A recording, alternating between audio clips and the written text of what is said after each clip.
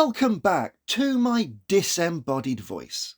Back in my days of working in both low security and high security psychiatric wards, one thing we used a lot for distressed people, especially when dealing with things like self-harm, was music. Now, music truly is a wonderful thing and it literally changes brain chemistry and even more than talking at times and vagus nerve stimulation via cold temperature changes, music can really help people when they are severely distressed. However, music can also have a darker use. Imagine breaking up with the love of your life and listening to All by Myself or Everybody Hurts while sinking a bottle of wine, and suddenly music is being used to heighten the negative emotion rather than lessen it.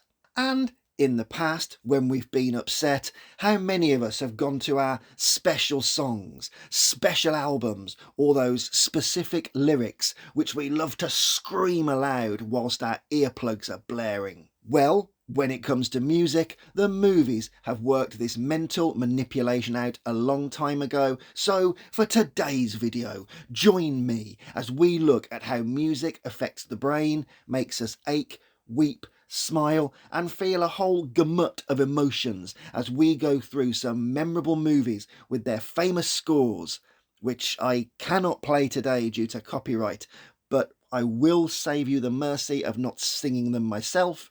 And overall, we'll explore how, alongside the story and pictures, music makes us soar high or drags us to the edge of our seat with dread, or makes us feel just tearful and wants to cry as our squishy brains are manipulated by its wonderful, wonderful magic. Now, first of all, it's spoilers ahoy for anything we discuss today, and as ever, we'll be following a flow-through chart and just 3 topics this week, which are neuro-linguistic modalities, the biology of music, moody moments. Right then, let's crack on. Now, I often talk on this channel about how you perceive your phenomenal field of reality, which is basically the world you live in through your eyes, through your frame of reference.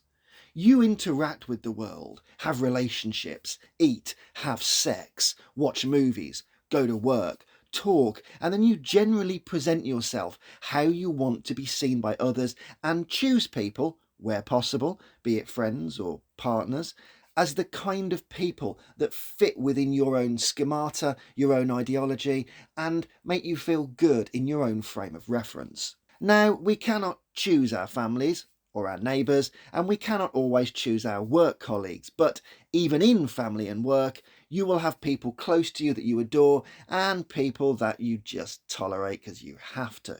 And when it comes to tolerating people, like everything else, it's how they look, what they talk like, what they talk about, how they touch you when they shouldn't, and also how they smell. What we see, hear, touch, taste, and smell makes up everything, and our brain has a special way of processing these specific senses, and it's called neuro-linguistic modalities. The way individuals internally perceive and process information through the 5 senses, and the sub-modalities beneath that which add even more context to the world which we interact with. Now, we all have a preferred method of learning and interpreting things. That's why we can be a visual learner, an auditory learner, or a kinesthetic learner. And in layman terms, that meant that when you were back at school, college or university, and you were grasping the fundamental aspects of life or trying to learn what the lecturer was telling you, trying to write essays, trying to pass exams, you learnt by watching someone do something which was visual, having it explained to you, auditory, or just doing it hands-on and learning it by repeating it over and over again, sometimes with very little instruction, and that's kinesthetic, doing and touching. And everyone is generally stronger in one of those 3 learning styles. You're a visual learner, you can watch it. You're an auditory learner, you absorb by listening. Or you could be told and listen to it all day, but unless you actually do it, you can't seem to grasp it. And this neuro-linguistic programming of information via our neuro-linguistic modalities helps us to identify an individual's dominant representational system of how they map the world. Now, that's all very good and well for learning, but what about when you're watching a movie? Well, that's a visual and auditory experience, as we don't touch movies, and as of time of writing this, we don't smell or taste them. Who knows what the future holds though?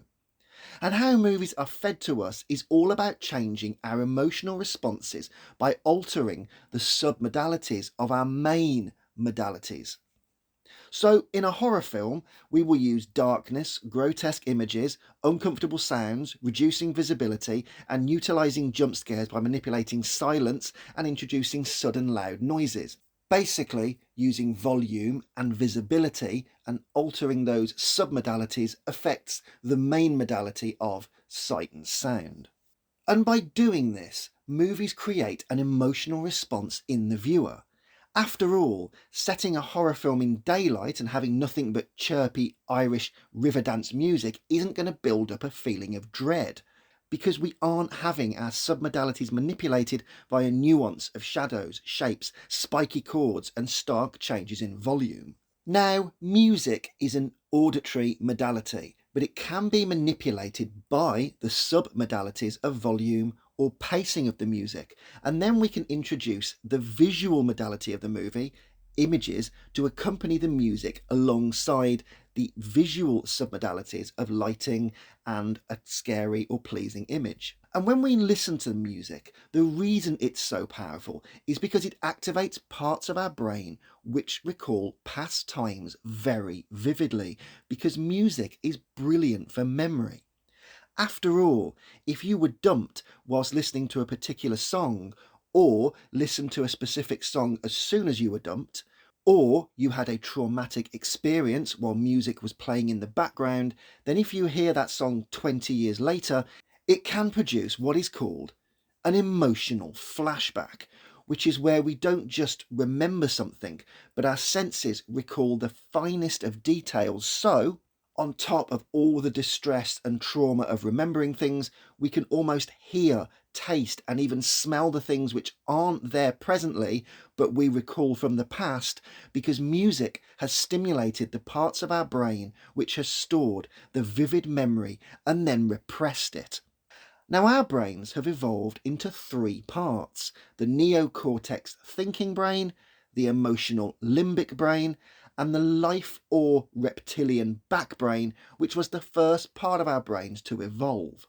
Now, the neocortex stores memories, and especially long-term memories, and for a memory to reach the neocortex, it needs to pass through three main stages, which are consolidation, the process of converting memories from short-term to long-term storage, known as memory consolidation, involves the neocortex. Sleep. This helps transfer information from the hippocampus to the neocortex, making a good night's sleep crucial for memory retention. And finally, integration. Over time, detailed memories are transformed into more schematic representations in the neocortex, forming part of a whole phenomenal field of reality. Music triggers emotions. Music is evocative and it's an emotional guide, and this can speed up memory and emotional responses when triggered. After all, music has history, and we all remember growing up when certain songs come out, or watching movies during certain scenes where perhaps the Harry Potter theme fired up, or the Jurassic Park movie blared as we arrived at the island. And to keep these visual and aural memories of things that were special to us, alongside of the senses that we sometimes recall things, we need long-term memory. But memory isn't straightforward, and we have, outside of short-term and long-term memory, three distinct other types of memory that help us survive day to day. Semantic memory, general knowledge about the world, such as the features of objects, categories, historical facts, and language. Procedural memory, skills and habits like how to ride a bike or play a musical instrument. Remote episodic memory. Personal experiences are initially stored in the hippocampus, but as they become more established and stable over time, they are transferred and stored in the neocortex. And the hippocampus is crucial here because all short-term memory goes in the hippocampus and are processed through that way. However, long-term crucial memories, uncomfortable memories, memories we sometimes don't want to remember, or memories that are absolutely vital are eventually transferred to the neocortex and kept for long storage. But why is music so crucial to memory? How does it make things so vivid and then able us to not only recall past events, but also recognise distress and evoke strong emotions when we watch people on screen endure their hardships? Well, that's all because of the biology of music. Music has a powerful effect on the brain, both emotionally and neurologically, and it triggers strong hormones as well as affecting learning and memory. Music is the medicine of the mind. That is what American soldier and politician John A. Logan once said in the mid-1800s. And music has a positive effect on the mind. It can calm us down or cheer us up when we sing or hum our favourite musical pieces. Like I said at the start of the video essay on the wards with self-harm, listening to music or taking part in certain music helped change brain chemistry, and certainly dealing with older adults, music was crucial in things like dementia care, because it's amazing what people can recall no matter their brain atrophy when certain songs stimulate certain parts of the brain.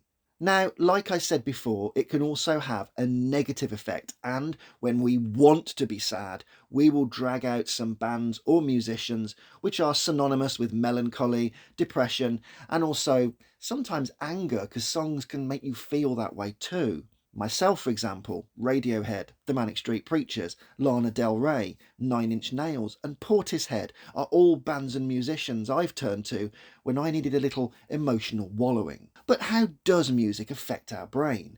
Well, research finds that music can affect brain functioning in many ways. It can affect our cognitive functioning, including learning, memory and attention and concentration, and it also enhances cerebral plasticity in the brain and actually facilitates the regeneration and repair of neurons. Listening to music activates various regions in the brain, mainly the auditory cortex located in the temporal lobes, which is critical for processing incoming auditory information. It also activates the primary motor cortex, the premotor cortex, and the cerebellum. So just listening to music, let alone performing it, engages a large and complex network of many brain regions. So let's have a look at these brain regions in more detail. The auditory cortex. This is the primary area for processing sound activated by the ears receiving musical vibrations. The limbic system. This involves areas like the amygdala and hippocampus, which govern emotions and memory. It activates in response to the emotional content of music and can trigger associated memories and feelings. The motor cortex and cerebellum. Music activates motor areas responsible for rhythm and movement coordination, which is why people instinctively tap their feet to a beat. The reward circuitry. Music stimulates the brain's reward system, leading to the release of dopamine, creating feelings of pleasure and enhancing focus. The anterior cingulate gyrus. The anterior cingulate gyrus is involved in fundamental cognitive and emotional functions, including motivation, decision-making, emotion regulation, and empathy, by integrating information from both the emotional and cognitive parts of the brain to influence behaviour. And finally, the prefrontal cortex, linked to attention, decision-making, and anticipation, which is important in recognising patterns and predicting musical phrases. Our brains love music and actually need it sometimes to stimulate memories and help recall emotions and things from the past. We also bond to music. After all, getting a slow dance with your crush is truly magical. And also, in terms of something quite magical, it's very cathartic when headbanging to a bit of Metallica or Nirvana in a nightclub with all your friends. You share the same likes in music, you all know the tune, and you all lose yourself in that moment. And that's all down to the sound, the blistering volume, the lyrics, the tune, the beat, every part of the modality and the submodality. And in movies, music plays so much throughout the film that we don't always even know it's playing. But using the submodalities of volume, the background filler can be changed by raising the volume, and all of a sudden we can enhance the emotional experience by loudening the big emotional beats. So those moments of triumph, sadness, or finally the final shot where we down an alien spacecraft, the volume will go up and the music will blare. Let's look at this scene from Independence Day briefly, when the aliens are finally defeated after almost creaming the entire Earth and its Earthlings, and see how music comes in to complement the image of triumph and destruction on the screen.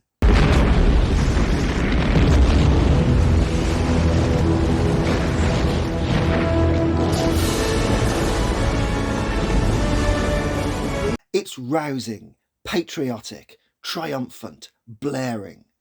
And let me recycle something I did in a video a long time ago with the Nightmare on Elm Street opening. So first of all, here is the reveal of the movie's title after Freddy has made his glove, and it sets up the entire ominous mood for what is to follow in this great horror film.